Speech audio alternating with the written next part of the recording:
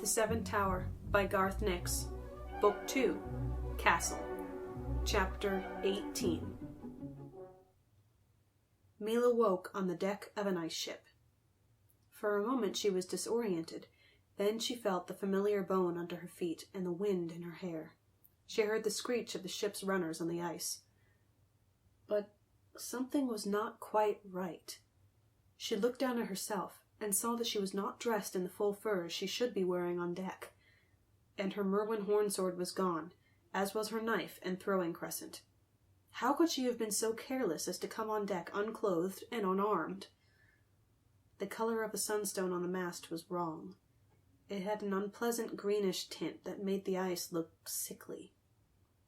And there was no one else on deck, which was impossible. There was always a watch on deck.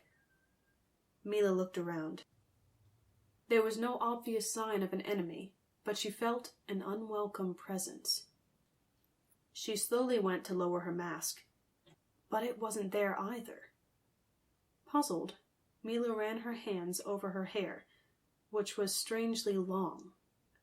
No mask, no weapons, no outer furs, long hair. The wind was howling through the rigging. The sails were full, the ship speeding across the ice. But Milla did not feel cold. Milla knew there could be only one explanation for this. She must be dreaming. There was no point trying to wake up from inside a dream. When her time came, she would wake.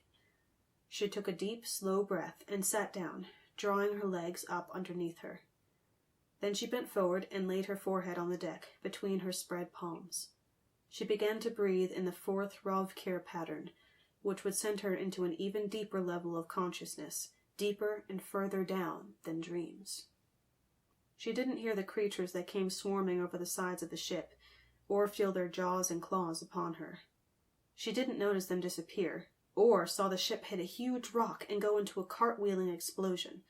She didn't see the spirit shadows that rushed at her, intent on ripping her dream self apart. Milla had already left that dream body. She had gone further, so far that she had lost her identity. She was a tiny glowing spark in a great void of nothingness that would hide until she was found by someone with the power to return her to her dream body, and then to her physical form.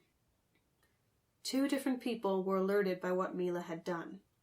One was close to her physically and was puzzled, perhaps a little afraid. The other one was physically far away and merely curious.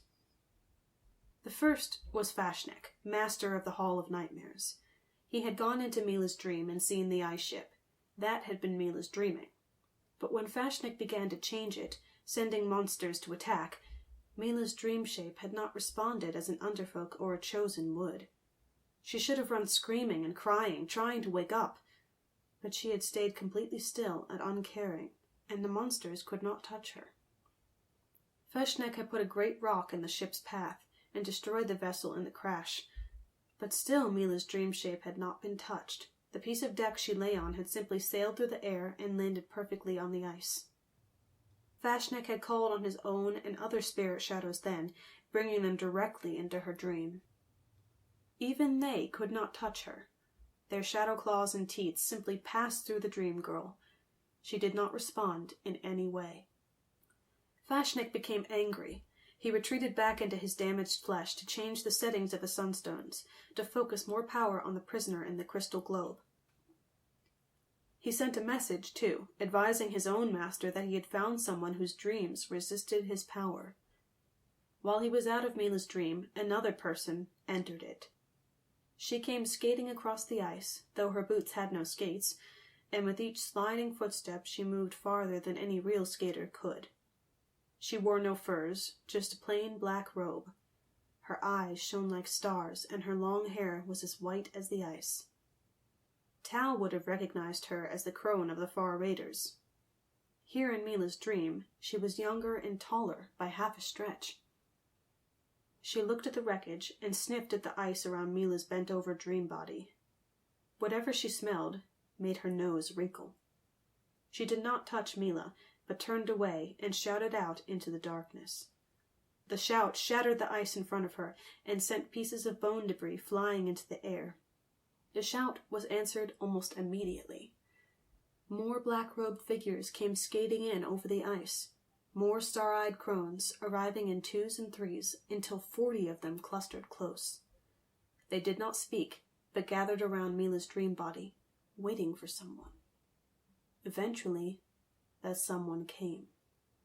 A crone mother, milky-eyed, seated in a high-backed chair of palest bone. The chair moved across the ice of its own accord. It stopped next to Milla, and the crone mother bent down and touched the girl's head. Milla came back from wherever she had been to find herself still in a dream. She knew it was a dream because of all the crones around her and the crone mother in her chair of bone. They were the familiar figures of her childhood, the crones who came to send the nightmares away. All Icecarl children learned how to cope with nightmares, how to move within their dreams, and when to call the crones. As always, the crones did not speak. But they didn't throw Milla up into the air either, which was how they normally woke her up. The crone mother smiled at her and did not remove her hand. All the other crones stood in a circle around her, looking out, still waiting. They did not have to wait long.